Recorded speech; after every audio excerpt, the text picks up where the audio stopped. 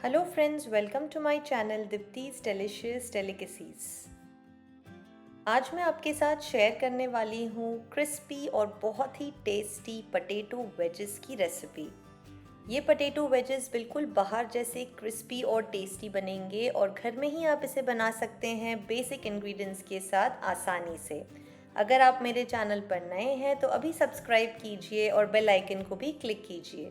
तो चलिए शुरू करते हैं इसे बनाना। यहाँ पे मैंने 5 आलू लिए हैं जिन्हें मैंने छील के रखा है।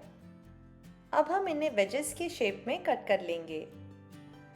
सबसे पहले हम आलू को हाफ कट कर लेंगे,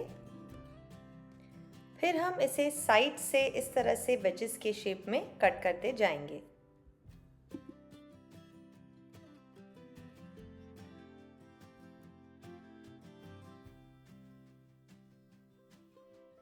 ये देखिए, आलू को हमने वेजेस के शेप में कट कर लिया है। ये देखिए, इस तरह से हमने कट कर लिया है और अब हम सभी आलू को इसी तरह से वेजेस के शेप में कट कर लेंगे।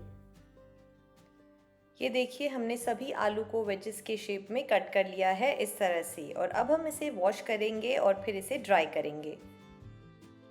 वॉश करने के बाद हम इसे एक किचन टिश्यू या पेपर टॉवल पर इस तरह से स्प्रेड कर लेंगे। अब हम एक किचन टॉवल से इसे अच्छी तरह से ड्राई कर लेंगे ताकि इसमें बिल्कुल मॉइस्चर ना हो। हमने अच्छी तरह से वेजेस को ड्राई कर लिया है और अब हम इसे एक बोल में ट्रांसफ़र करेंगे। यहाँ पे एक बोल में हमने पोटैटो वेजेस लिए हैं और अब हम इसमें ऐड करेंगे ऑलिव ऑयल। अगर आपके पास ऑलिव ऑयल नहीं है तो आप कोई भी और ऑयल ले सकते हैं, बस स्ट्रॉन्ग फ्लेवर्ड ऑयल मत यूज़ कीजिए।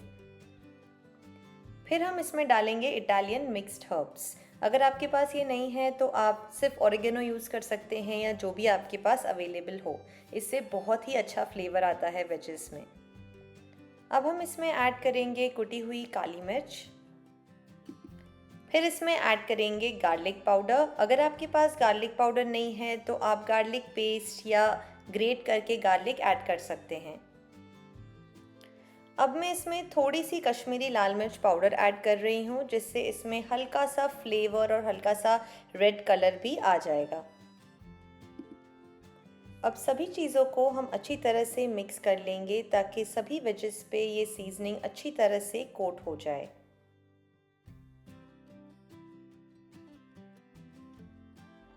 अच्छी तरह से हमने इसे मिक्स कर लिया है और अब हम इसे एक बेकिंग शीट पे ट्रांसफ़र करेंगे।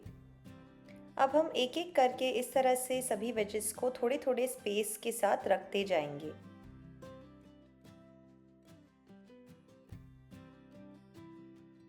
ये देखिए, हमने सभी वेजेस को रख दिया है बेकिंग शीट पर और अब हम इसे एक प्रीहीटेड ओवन में 220 डिग्री सेल्सियस पर 20 मिनट के लिए बेक होने देंगे।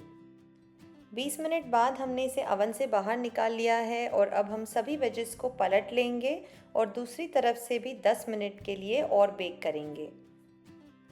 ये देखिए, 10 मिनट बाद हमने इसे ओवन से बाहर निकाल लिया है और हमारे पोटैटो वेजेस बहुत ही अच्छी तरह से बेक हो चुके हैं। अब हम इस पर ऊपर से थोड़ा सा नमक डालेंगे और इसे अच्छी तरह से मिक्स करेंगे। हमारे पोटैटो वेजेस रेडी हैं, चलिए सर्व करते हैं। ये देखिए, हमारे क्रिस्पी और बहुत ही टेस्टी पोटैटो वेजेस बिल्कुल तैयार हैं। आप इस रेसिपी को ज़रूर ट्राई कीजिए और मुझे बताइए आपको ये रेसिपी कैसी लगी नीचे कमेंट सेक्शन में। Thanks for watching.